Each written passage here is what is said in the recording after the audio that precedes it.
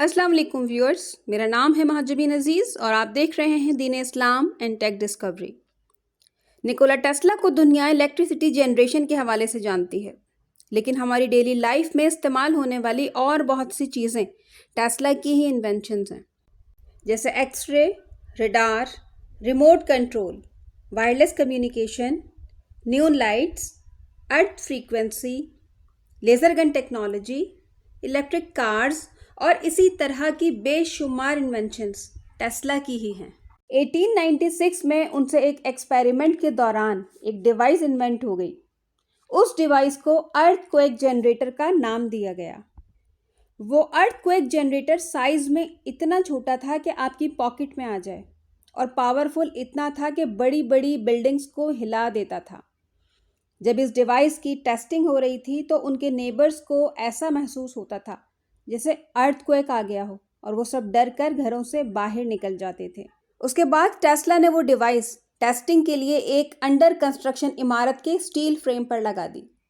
थोड़ी ही देर में बिल्डिंग से तमाम वर्कर्स घबरा कर नीचे आए जैसे कोई अर्थक्वेक आ गया हो। टेस्ला का कहना था कि अगर थोड़ी देर और ये डिवाइस बिल्डिंग के साथ अटैच रहती तो पूरी बिल्डिंग डिमोलिश हो जाती। अब सवाल ये पैदा होता है कि इतनी छोटी सी डिवाइस अर्थक्वेक किस तरह ला सकती है। एक्चुअली निकोला टेस्ला ये डिवाइस नहीं बनाना चाहते थे, बल्कि उनका प्रोजेक्ट तो एनर्जी ट्रांसफ़र का था।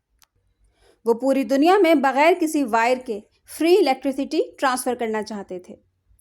निकोला टेस्ला की ज़्यादा रिसर्चेस वाइब्रेशन और फ्रीक्वेंसी पर होती थी।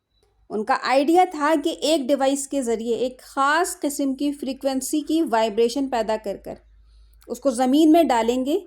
ये वाइब्रेशन ज़मीन में मौजूद पत्थरों से गुजरकर दूसरी जगह रखी हुई रिसीविंग डिवाइस से कैच करवाई जाएगी, जो इस फ्रीक्वेंसी को डिकोड कर इलेक्ट्रिकल करंट में कन्वर्ट करेगी, बिल्कुल इसी तरह जिस तरह साउंड ट्रैवल करती है। ये ज़मीन एक ख़ास किस्म की फ्रीक्वेंसी पर वाइब्रेट करती है और ये फ्रीक्वेंसी 7.83 हर्ट्ज से लेकर 33.8 हर्ट्ज तक हो सकती है। टेस्ला का कहना था कि अगर वो इस पॉकेट साइज डिवाइस को अर्थ की फ्रीक्वेंसी पर सेट कर दें तो पूरी दुनिया में बदतरीन जलजला भी आ सकता है। लोग उनकी ये बातें सुनकर हंसते थे, मगर जल्द ही वो दिन आ गया जब लोग टेस्ला को सीरियस लेने लगे।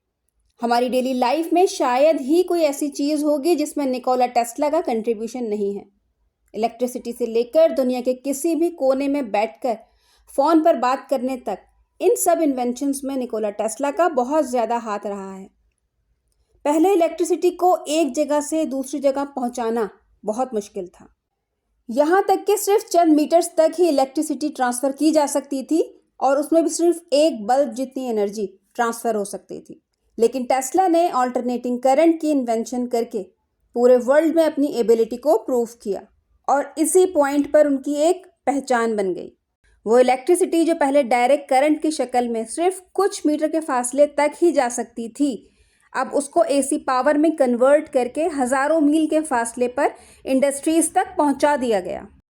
ऑल्टरनेटिंग करंट तो उन्होंने बना लिया था, लेकिन अब वो चाहते थे कि इलेक्ट्रिसिटी को भी वायरलेस की तरह बगैर वायर्स के पूरी दुनिया में ट्रांसपोर्ट किया जाए। इन सब आइडियाज़ पर काम करने के लिए सबसे अहम चीज़ फंडिंग थी, जो कि निकोला के पास नहीं थी।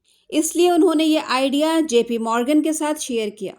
जेपी मॉर्गन को यह आइडिया बहुत अच्छा लगा और उस पर काम करने के लिए उन्होंने टेस्ला को $150,000 दे दिए। इलेक्ट्रिसिटी को वायरलेस बनाने के लिए टेस्ला ने न्यूयॉर्क में एक्सपेरिमेंट शुरू कर दिए, लेकिन उन एक्सपेरिमेंट्स की वजह से इर्द गिर्द के लोग खौफजदा होने लगे। इसलिए टेस्ला ने अपने एक्सपेरिमेंट कोलोराडो में शुरू कर दिए और वहाँ 180 फीट लंबा टावर बनवाया, जिसमें बहुत ज़्यादा इन्वेस्टमेंट हो गई। टेस्ला के मुताबिक वो अर्थ की वाइब्रेशन को इस्तेमाल करके इस टावर के ज़रिए पूरी दुनिया में फ्री इलेक्ट्रिसिटी ट्रांसफ़र कर सकते थे।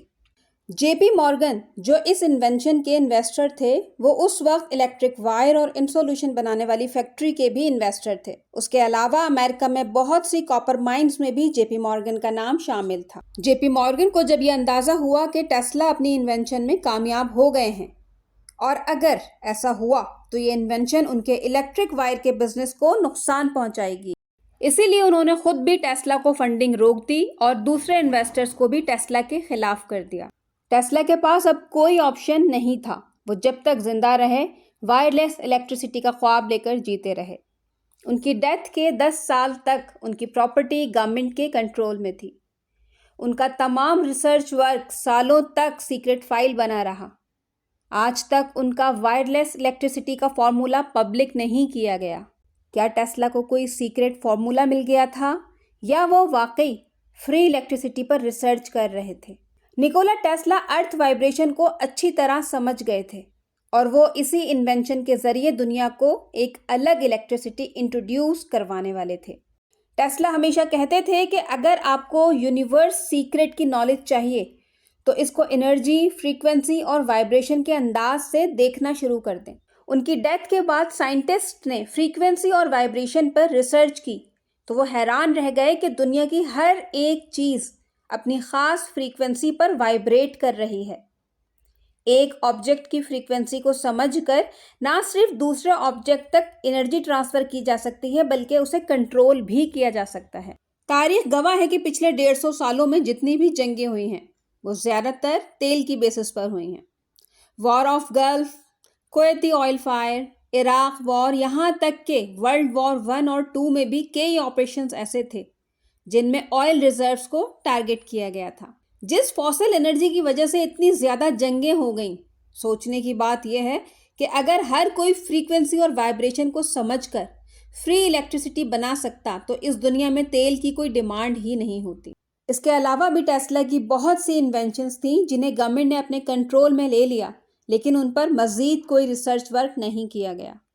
हाइड्रो इलेक्ट्रिक पावर भी टेस्ला की ही इन्वेंशन है जिससे अमेरिका की 31% और चाइना की 95% इलेक्ट्रिसिटी प्रोड्यूस की जाती है।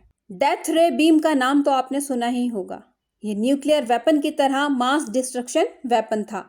ये भी टेस्ला की ही इन्वेंशन थी जो 50 मिलियन वॉल्ट्स जनरेट कर सकती थी।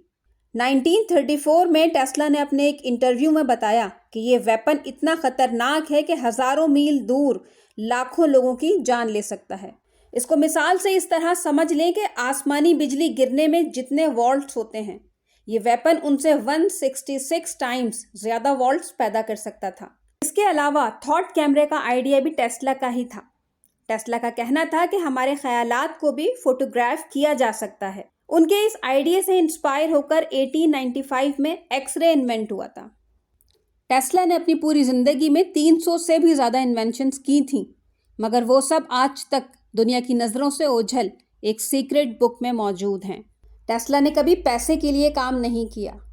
वो अपनी इन्वेंशन से बहुत पैसा कमा सकते थे, लेकिन उन्होंने ऐसा कुछ नहीं किया। वो अपनी किसी चीज़ को कमर्शलाइज ना कर सके, यहाँ तक कि वो अपनी रिसर्च को कंटिन्यू रखने के लिए भी बमुश्किल कमा पाते थे।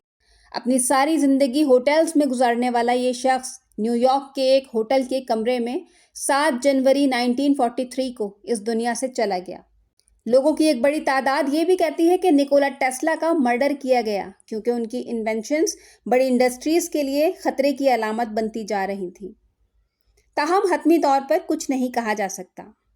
आज की इस इंफॉर्मेटिव वीडियो को यहीं ख़त्म करते हैं।